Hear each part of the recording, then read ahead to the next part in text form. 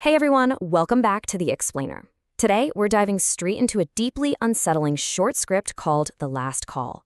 It's essentially a classic ghost story, but it works as this incredibly powerful metaphor for the inescapable weight of regret. We're going to completely unpack the intense guilt driving the main character's choices and really see how unacknowledged remorse can literally consume someone from the inside out. Let's get right into it. Okay, so we kick off this psychological thriller right in the dead of night, 2:47 a.m. The script doesn't waste any time. It instantly sets this deeply visceral, chilling tone for the haunting that's about to unfold. The narrator describes that specific kind of 3 a.m. silence, you know the one, where even your own breathing just feels way too loud. They're lying there, staring at the ceiling, totally unable to sleep.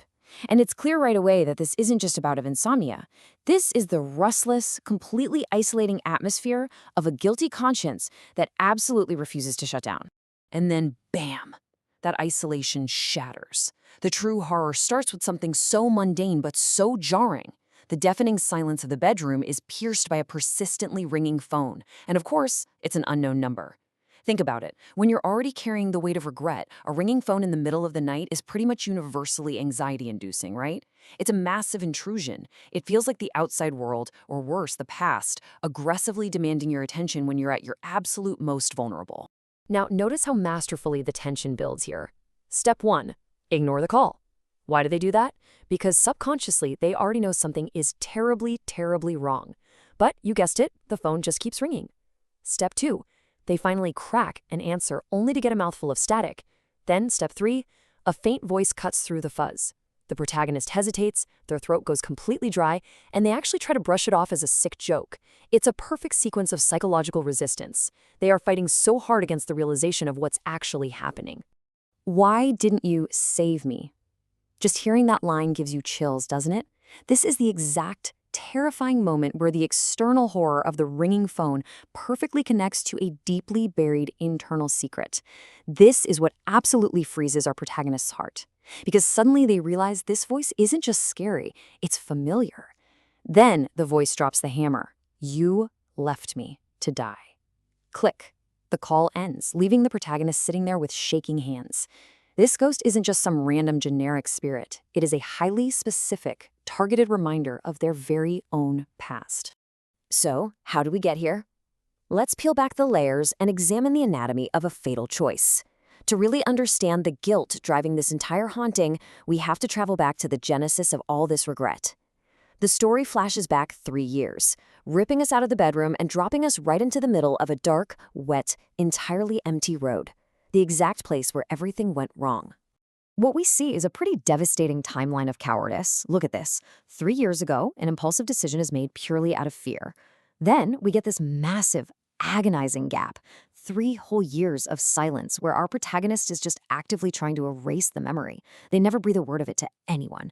But here's the thing about trauma and guilt. They don't just vanish into thin air. They fester. They simmer under the surface for 1,000 days, until finally, at 2:47 a.m. today, it all boils over into this horrifying supernatural reckoning, ending with a very bleak discovery the following morning. Let's break down exactly what happened that rainy night. Our protagonist stumbles upon a terrible car crash. Inside, there's a trapped girl, bleeding, desperately reaching out for help. They literally hear her whisper, "Please, don't leave me." But they did. And here is the real crux of the character's guilt. They got scared. They just didn't want the trouble or the police involvement. It wasn't malice. They weren't some evil mastermind. They were just terrified and, frankly, deeply selfish. They made a fatal choice to run away simply to avoid an inconvenience. And that single choice kept a girl from being saved, ultimately sealing her fate. This brings up something so fascinating about how guilt is defined in this story. We're not talking about guilt as just a fleeting emotion or that temporary bad feeling in the pit of your stomach. No, in the world of The Last Call, guilt is a literal, terrifying debt that absolutely demands to be paid. The source text actually calls this overarching theme the debt of the unsaved. It's like, sure, you can physically run away from the scene of a crash, but you absolutely cannot outrun the psychological invoice that your own mind is going to serve you. Which brings us to the real psychological core of this explainer, the haunting power of guilt. The script uses these incredibly visceral, supernatural elements to act as a stand-in for the protagonist's agonizing internal torment. Think about it. This haunting isn't just a bunch of random jump scares. It's incredibly personalized. Right after the phone call, the lights start flickering. The air turns freezing cold. The protagonist's body completely locks up. These aren't just spooky ghost tropes. They are direct, physical translations of the panic, the cold sweat, and the absolute paralysis of a full-blown guilt complex hijacking the human nervous system. The connection here is absolutely crucial. The internal horror of their cowardice is literally conjuring the external horror. On the inside, our protagonist is wrestling with their own silence and this desperate, agonizing inability to just forget what they did. On the outside, that manifests as slow, wet footsteps echoing in their bedroom. And those wet footsteps perfectly mirror the rainy night of the tragic crash from 3 years ago. The ghost is bringing the environment of the original sin directly into the protagonist's safe space. Invisible footprints appearing one by one on the floor. It's literally the past walking right toward them. And then, the confrontation. The protagonist feels this freezing breath on the back of their neck and hears a whisper. Now it's your turn. They slowly turn around, and there she is. A pale face, empty eyes, dripping wet, and smiling. That dripping, smiling ghost isn't just out for some generic supernatural revenge. She is the ultimate, horrifying manifestation of the protagonist's suppressed conscience, finally, inevitably catching up to them. The protagonist tries to scream, but nothing comes out. The guilt is just so absolute, it entirely shuts them down. So this pivots our thriller narrative into a much deeper psychological question. Can we ever truly outrun our past? The story hits back with a resounding, undeniable no. By burying their secret, by choosing comfort in cowardice over action and accountability, the protagonist actually guaranteed their own destruction.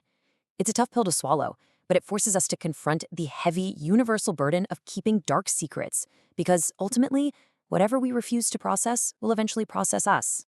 And that brings us to the inescapable price of regret. The chilling climax of the story really serves as a bleak postmortem on the devastating toll of unacknowledged remorse. Because when morning finally breaks, the supernatural storm is over. All that's left is the physical aftermath of the protagonist's total psychological collapse. Let's examine the evidence they leave behind at the scene.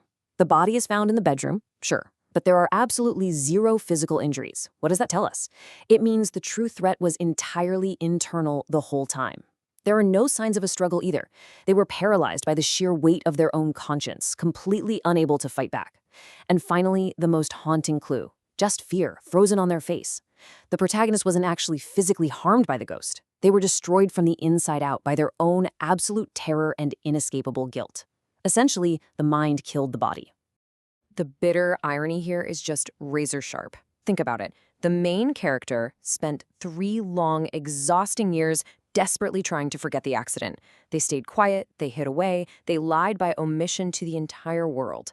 But in the very end, they died completely consumed by the memory of it anyway. The exact thing they spent years running from became the absolute focal point of their final, terrifying moments on Earth.